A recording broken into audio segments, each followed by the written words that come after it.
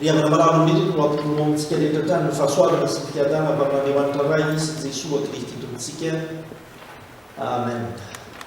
Araka ny voalaza teo riavako dia miova indray ary vaovao indray ny volana vaovao ihany koa no hevitra manitsika tsekema amin'ity volana aogositra ity dia ny hoe mitsangana anohitra ny herisetra. Raha miresaka herisetra sika riavana tsy vaovao amintsika izany, efa elo misy an'izany ary hitantsika tsara fa nanompereka mpanavakitsika teo ary dia saika manambary zany herisetra zany avokoa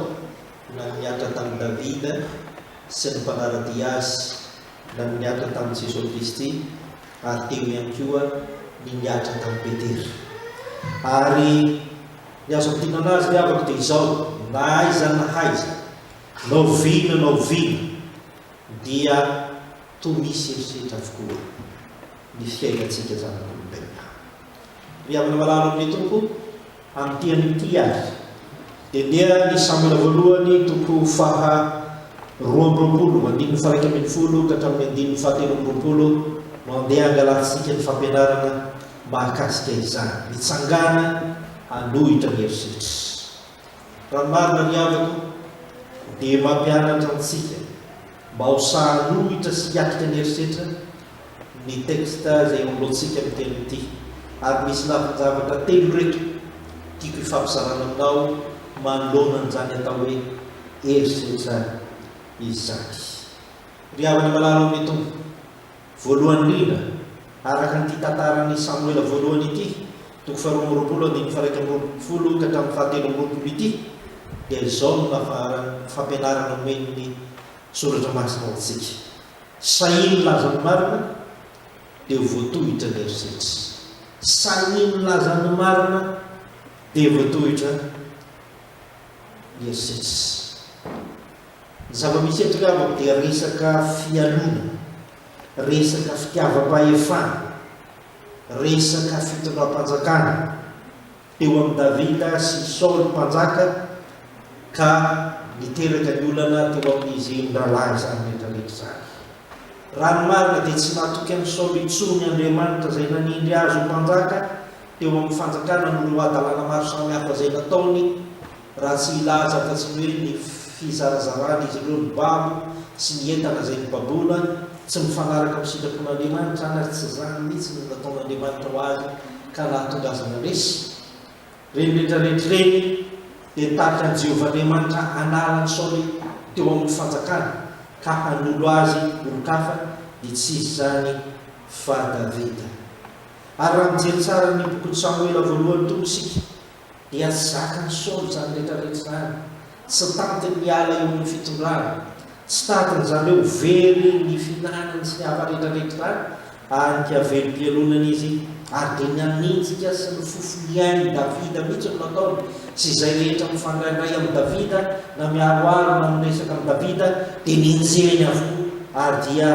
ny fofoliainy izy reny izy mba hahatonga azy izay mieritreritra fa ny fanaovan'izany no ampilamina azy eo amin'ny fanjakana. Ary dia hitantsika riavako fa mialany izy atsona natsona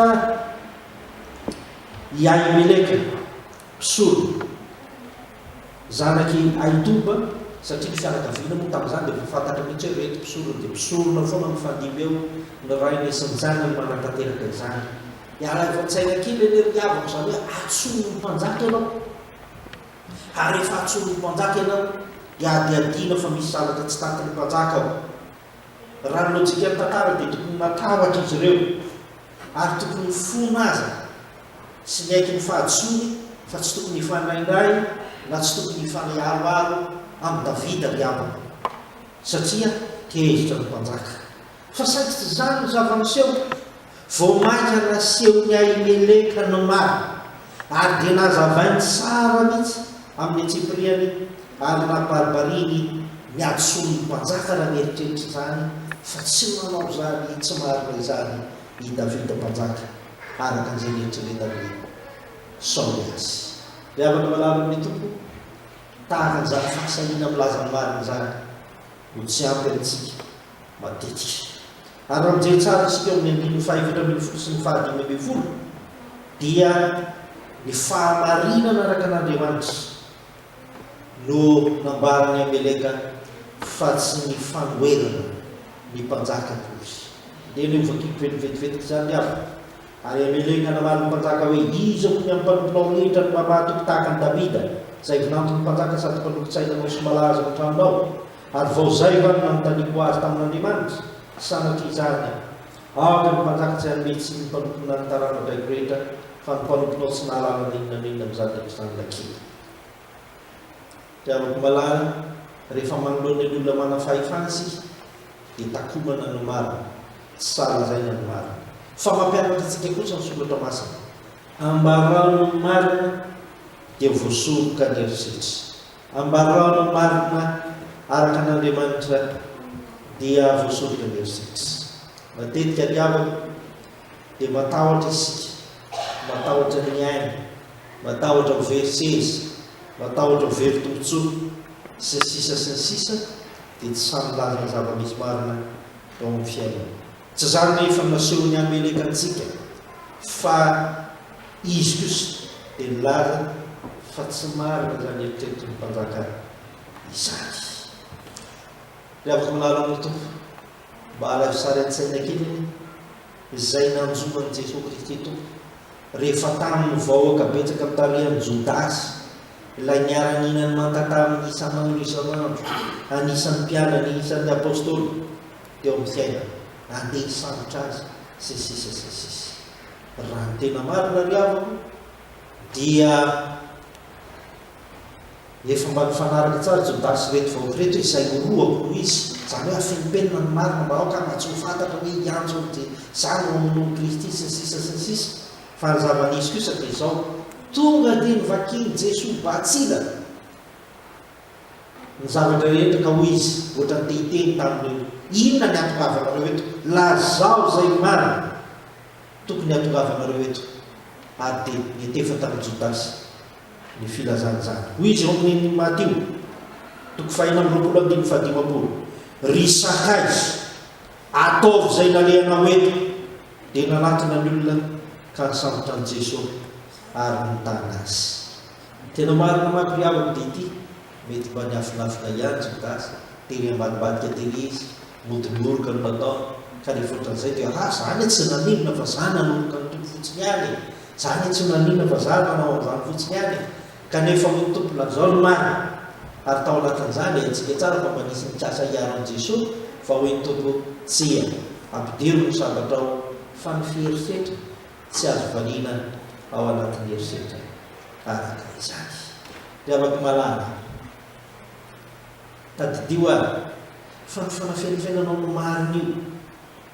dia mahatonga herisetra tsy ahitam-baolana matety ao an-tokantrano ao,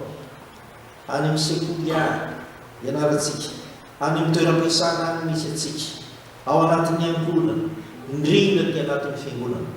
Matetika rehefa afenina ny marina dia teraka foana ny herisetra, teraka ny olona, ary dia izanaky nafinafiny no tsy mahasoantsika. Ko atsarovy manomboka izao fa ny fahamarinan'Andriamanitra tsy azo tapomba, fa nefa koa ny fahamarinan'Andriamanitra dia misoroka ny fisian'ny herisetra araka izany. Izay ny voalohany avy, aza afenina ny marina fa voatohatra ny herisetra raha milaza marina isika. Fa ny faharoa dia izao, aza mba mety miray petsapetsa amin'ny maherisetra zany, aza mba mety ray petsapetsa na miray tsikombakomba amin'ny mpanao herisetra zany isika kristiana, ny olombelona mihitsy azy. Araka ny efa fantatsika miavana dia izao, na tsy ary voatsindrona mafy saoty teto nanoloanan'izay voalaza ny Ameleka, fa nieritrereto ny fahatahotra ity mpisorona ity, fa ho very ny sezany sy sisa, ka nieritrereto ny fahiray tokombakomba aminy ihany koa, atateraka ny zavatra rehetra ka ary mora foana amin'ny hamono ny Davida sy hanentsika ny Davida atao amin'ny fanjakany. Fa tsy zany ny zava-misy, any ka nitady fomba izy mba hamonona sy hanaovana herisetra, ary dia nitady mpiara-miasa taminy dia hidoega izany. Inokely alery avy eo amin'ny 5:7. Ary hoy ny mpanjaka tamin'ny mpiamana izay teo anoloana, miodina ka vonoy ny mpisorony Jehova fanotanan'ireo koa momba Davida satria fantany ihany fa natosy izy nefa tsy namaro tampoka izany fa ny mpanompo ny mpanjaka tsy nentina nindritra ny tanany amely ny mpisorony Jehova. Jereo tsara mpiavaka mpiamana mpanompo ny mpanjaka raha misy tokony tanterahany izany dia izao ny anatanteraka voalohany indrindra ankato voalohany indrindra izany atao hoe baiko ny mpanjaka izany. Izany ny tokony atao ny mpanompo ny mpanjaka, izany ny tokony atao ny mpiamana ny mpanjaka, fa tsy nanaiky izany izy, tsy nahoany inona kory fatany fa tena mety tezitra aminy mpanjaka fa saingy tsy nahoany izany rehetrarehetra zany satria tsy te iray petsapetsa amin'ny mpanao herisetra isy fikoninany dikan'izany avy ary fiodinana ny baiko ny mpanjaka mihitsy kanefa kosa eo anatrehan'izany rehetrarehetra zany dia tsy tian'izy ireo ho ray petsapetsa amin'ny mpanao herisetra izy ireo. Dia afaka malala marina dia mpanjaka ny herisetra eto amin'izao tontolo izao. Aoka fantatrao fa misy karazany maro ny herisetra fa tsy hoe ny mamonina ny mandratra ihany ny herisetra fa ny fiteny mahery herisetra, sanatria ny vava ny fanompana herisetra, sanatria ny vava ny avonavina herisetra, sanatria ny vava ny zavatra hafa rehetrarehetra ny fisainana tsy manjara ny olona iray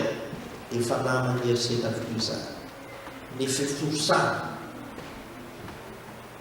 ny fanenjehana sy ny hafa rehetrarehetra atao amin'ny olona anankiray dia efa namany herisetra izay miatra ny fanambaliana sy ny sisa sy ny sisa ireny koa dia efa herisetra ny fihetsika sy ny hafa rehetrarehetra dia mety hoentika any ambona ny herisetra avokoa izany ao anatin'ny fiarana sy ny fiainantsika. Ry havana malalo mety fadio anefa izany, fadio no miray petsapetsa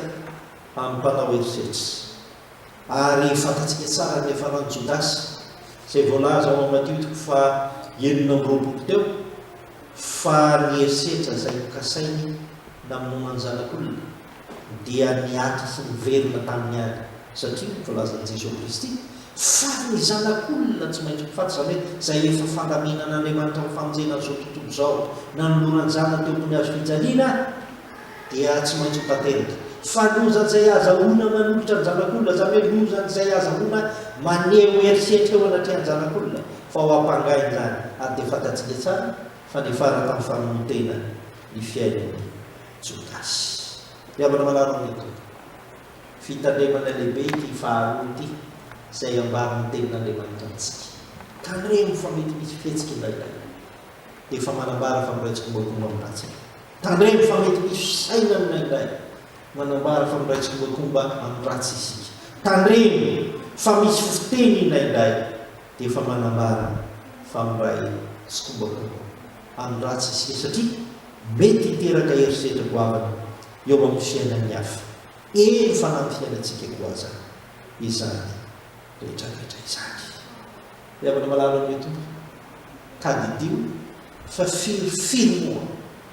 ny fihavanana rava, ny tokantrano simba, ny fiarahamonina potika, ny fiaraha-miasa sy ny sisa sy ny sisa efa tamin'ny fiangonana azy satria misy endrika herisetra ary misy miraitsy-kombakomba amin'ny herisetra ao mba tsy ho zany isika. Ao isika tsy mpandova ny Jodasy izay miraitsy-kombakomba ao amin'ny herisetra fa mba aoka kosa isika mba iray finoana amin'ny tompo Jesosy mba azahoantsika manalavitra izany herisetra izany. Io fakely farany avaka ity ho isika tamin'ny voalohany sahiny latrany mary dia voasoroka na voatohitra ny herisetra. Ny lesona faharoa azontsika dia ny hoe aza mba mety miray petsapetsa amin'ny mpanao herisetra fa tsy mendrika anao izany fa ny fahatelo farany avaka amin'ity Samoela voalohany toko 2:1-7 ity dia izao tsarovy fa Andriamanitra dia miaro antsika tsy ho azo ny herisetra, tsarovy fa Andriamanitra dia miaro antsika tsy ho azo ny herisetra. Eto ary afaka malala dia fantatro ny any an-tsaintsika tsirairay avy mieritreritry ahoana ary aminy nataon'izao Andriamanitra ve miaro azy sa tsy ka ahoana raha ny misy anitsy ka ahoana raha ny misy an'io tsy zay la eritreritreritreretin'Andriamanitra ho anao tsy zay la izy fa ny zavatra kasain'Andriamanitra amintsika dia tsotra ihany Andriamanitra dia mieritreritra antsika kosa fa misy endrika eritreritra maro izay fanamborantena teo amin'ny azo fijaliana tamin'ny alalany zavatra zava-misy etriavako dia izao indrisy fa ny afara tamin'ny fampiasana ny doega mieritreritra sy ny fianona ny sao ka namon'ny ampahanybetsaka tamin'ny mpisorona tao anatin'izany rehetrarehetra zany dia mety mieritreritsika tsy ratsy raisin'Andriamanitra zany tena mety raisiny tokoa zany fa ny zava-dehibe ao anatin'ity tantara ity dia izao tian'Andriamanitra aseho kosa fa raha ny heritreritra natao ny doega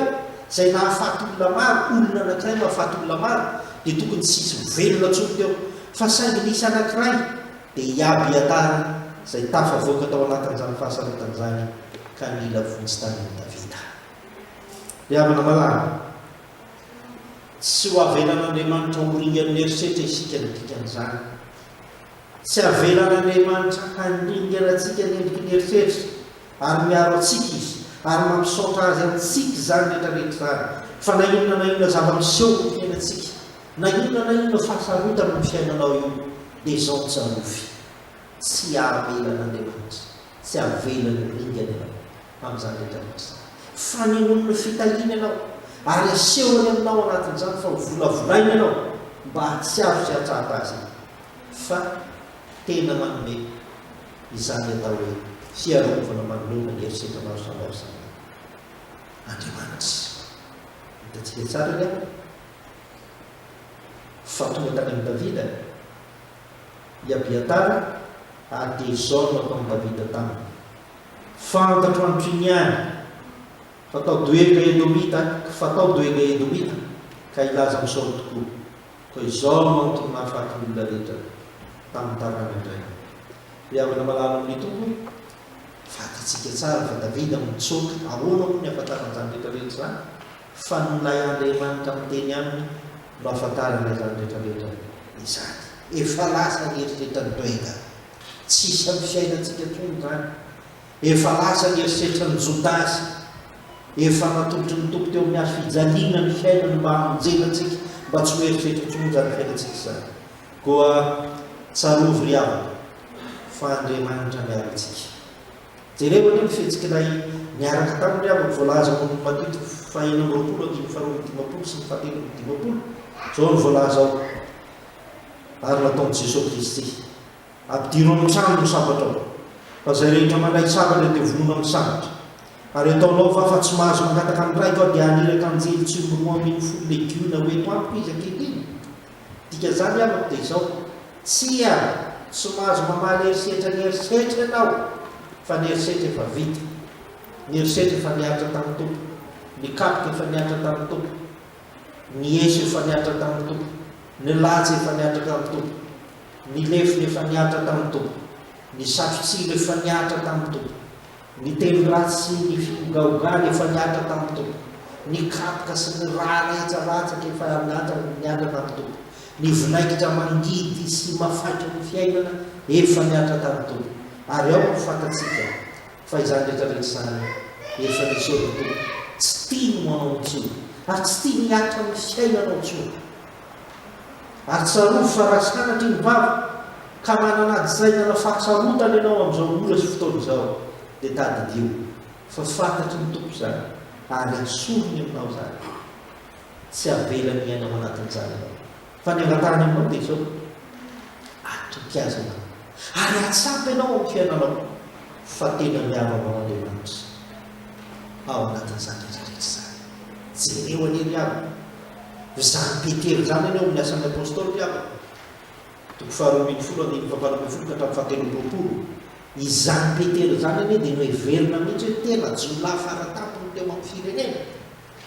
tahaka n'inona ny miaramilany amina an'izany tahaka n'inona ny fandrafetana rehetrarehetra ny fiarovana ny tranomaizy natao anatin'izany nefa tohatro izany dia nafan'Andriamanitra i Petera ary fantatsika tsara izay nambary ao anatin'ny mandretrarehetra zany fa ny fahasoavan'Andriamanitra no teo any tahaka zany mbola tsy mitsahatra zany ny aman'Andriamanitra zay mety hoendriky ny eritreritra rehetra ny fiainantsika mbola tsy mitsahatra zany fa tady tsy avelan'Andriamanitra hipitrapitra amin'izao isika satria efa mpanompo isika no fidiny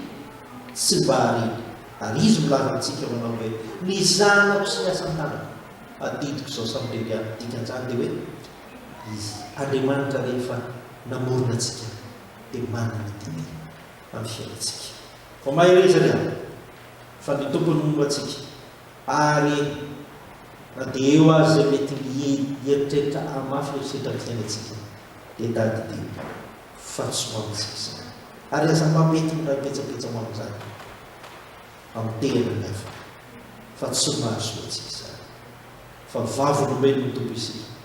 ary vavolombelo ny tompo tsy mitondra enatra ho azy fa tsy menatra kosa nijoro fandriamanitra ny fiadanana ny Andriamantsika. Amen.